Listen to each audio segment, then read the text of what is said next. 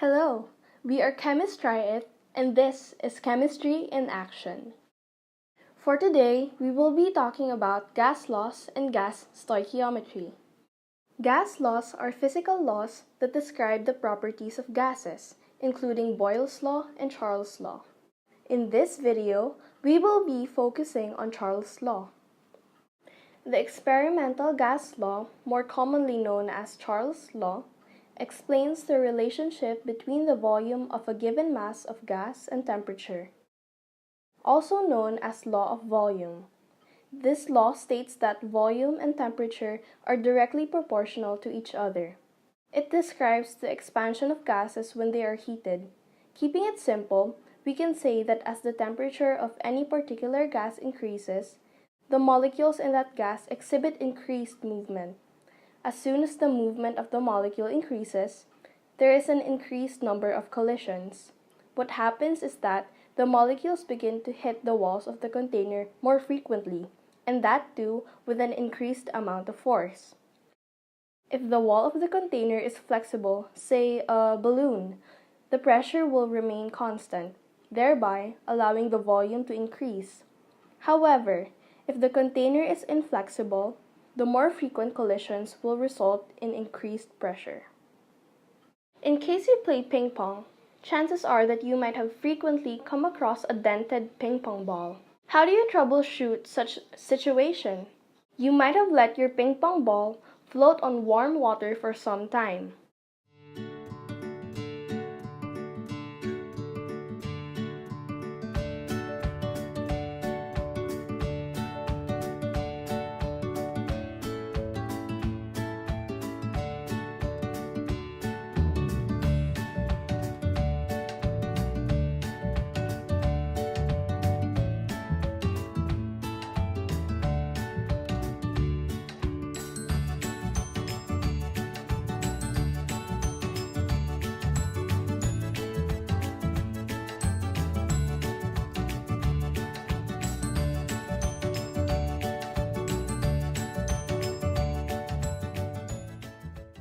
When you let your ball float on hot water, the temperature of the air inside the ball also increases, which in turn leads to an increase in the volume of the gas. Therefore, the shape of the ball is restored. And if you get a chance to read the instructions on a bottle of deodorant, you might have read the warning signs indicating the bottle to be kept away from the sunlight and high temperature. Ever wondered why? The answer lies in Charles' law. Under high temperatures, the air molecules inside the bottle will expand, which can lead to the bursting of the deodorant bottle. Gas stoichiometry. Because the ideal gas law relates all the properties of a gas along with the number of moles of that gas, we can actually measure the number of moles of that substance. N equals PV/RT. Stoichiometry is defined as the relationship between the relative quantities of substances taking part in a reaction or forming a compound, typically a ratio of whole integers.